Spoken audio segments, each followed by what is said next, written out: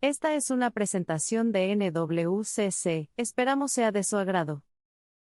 Los primeros seres humanos que entraron en América procedentes de Asia lo hicieron a través del estrecho de Bering. Ocurrió entre 30.000 y 10.000 años antes del presente. Estos asiáticos poblaron América del Norte, América Central y América del Sur y son los que se conocen actualmente como pueblos originarios.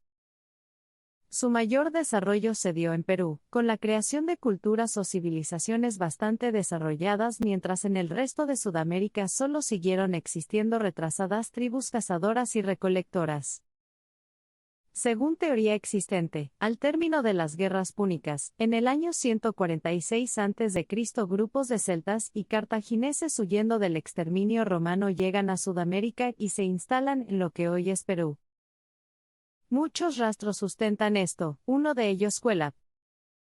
A principios del siglo XIII, aparece el imperio de los incas, el que domina a las civilizaciones y tribus existentes en toda Sudamérica, creando el Tahuantinsuyo. El imperio inca fue el más grande y desarrollado de toda América precolombina. El 15 de noviembre de 1532, la expedición española de Francisco Pizarro llega a la ciudad de Cajamarca en el norte de Perú. Pizarro iba al comando de 168 hombres bien armados. En el tiempo que duró la conquista del Perú fueron muy pocas las mujeres españolas que llegaron. Mayormente, los españoles, al encontrar lindas mujeres en los diversos territorios del imperio inca, las tomaron como concubinas y luego como esposas. La conquista del imperio de los incas no significó una guerra de exterminio, sino más bien el inicio de un largo y total proceso de mestizaje español diagonal inca. Fueron los españoles los que trajeron a los primeros africanos, los que se dedicaron a trabajar en la agricultura como esclavos. Los africanos formaron sus propios pueblos, formaron familia y descendencia.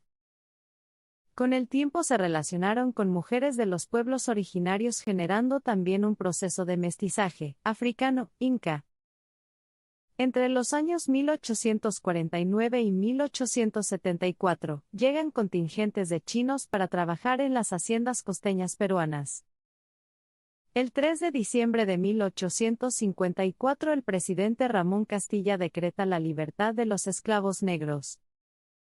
La falta de mano de obra en las haciendas impulsa más migraciones de chinos y de japoneses. El 3 de abril de 1899 llega al Perú el primer contingente de japoneses, también para trabajar en las haciendas de la costa peruana. Siguieron a esto variadas migraciones de gente proveniente de otros países. Inmigrantes de Alemania y Austria en 1857, inmigrantes de Italia entre 1845 y 1866. Luego en fechas posteriores a la Primera y Segunda Guerra Mundial. Entre 1845 y 1866, ya se forman colonias de inmigrantes procedentes de Europa. En la colonia británica, 3.379 inmigrantes; en la colonia francesa, 2.647 inmigrantes; en la colonia española, 1.699 inmigrantes; en la colonia alemana, 1.672 inmigrantes. En menor cantidad también llegaron a Perú, inmigrantes palestinos, inmigrantes judíos, inmigrantes rusos, inmigrantes turcos, inmigrantes de Malasia, inmigrantes de Croacia, inmigrantes de los países de América con énfasis de Venezuela. Al principio se mantenían los grupos según su procedencia. Con el tiempo, se crean vínculos entre los diversos grupos de migrantes, generándose matrimonios y familias con progenitores de diferentes orígenes, los que tienen descendientes a los que se empieza a denominar mestizos. No hay duda, en la actualidad, Perú es un país de mestizos. También son de población mestiza todos los países de Latinoamérica, pero en el caso de Perú, el mestizaje tuvo un valor agregado que lo diferencia del resto. El mayor mestizaje se dio durante los 3 siglos de dominio español. Los españoles que vinieron al virreinato del Perú, cuya capital era Lima, eran nobles, gente destacada, seleccionada para gobernar y para recibir las encomiendas, haciendas, que tenían que administrar. Y la contraparte no se quedaba atrás, porque provenía de las civilizaciones o culturas de mayor desarrollo en América y del más grande imperio de las Américas, el Imperio Inca. Por estas razones, el mestizo peruano, que es el total de la población, es de una calidad remarcable. Sin embargo, los pobladores peruanos han creado diferencias que realmente son deleznables. El término cholo en Perú puede tener un significado ambivalente, tanto positivo como negativo. En ocasiones, se utiliza como un apodo cariñoso entre parejas. Sin embargo, también puede ser utilizado como un insulto ofensivo hacia alguien.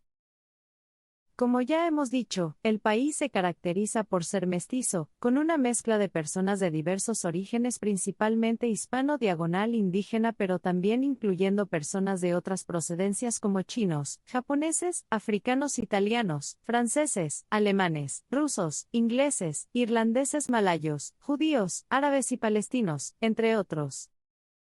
En Perú, la clasificación de las personas como blancos o cholos se basa en la preponderancia europea o indígena en su ADN, la que se refleja en su fenotipo. Si es mayor la ascendencia europea que la indígena, se reflejará en la apariencia y será un blanco. Si es mayor la ascendencia indígena que la europea, se reflejará también en la apariencia y será un cholo. También, dentro del grupo de blancos existen diferencias en el grado de ascendencia europea, al igual que ocurre en el caso de los cholos y otras combinaciones raciales. En el Perú, existe discriminación tanto entre los que tienen mayor ascendencia europea y los que tienen mayor ascendencia indígena, como entre aquellos con distintos grados de blancura o cholura. En la actualidad, se observa un cambio en la predominancia de los blancos en el país, cediendo espacio a aquellos con mayor ascendencia indígena en diferentes ámbitos como el gobierno, el parlamento, el poder judicial, la fiscalía, las fuerzas armadas, la policía, las escuelas y las universidades. Este proceso presenta desafíos, ya que los cholos han recibido históricamente una educación de menor calidad en comparación con los blancos, lo que puede generar dificultades cuando ocupan cargos relevantes en el gobierno, en posiciones de liderazgo o en roles legislativos y directivos. Se plantea la necesidad de elevar rápidamente el nivel educativo en colegios y universidades para que tanto blancos como cholos estén en un nivel cultural similar. Una propuesta interesante sería la aplicación masiva de pruebas de ADN disponibles para todos, con el fin de demostrar que todos los peruanos somos mestizos, y que las diferencias entre blancos y cholos son mínimas en términos de composición genética. Esto podría contribuir a superar las discriminaciones y exclusiones, fomentando en su lugar el respeto mutuo, porque somos lo mismo.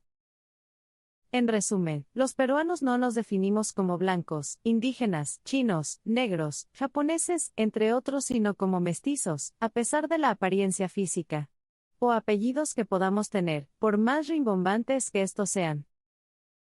El mestizaje premium en Perú, cada vez más homogéneo, es un aspecto fundamental de la identidad del país. Esta fue una presentación de NWCC. Gracias por ver nuestros videos.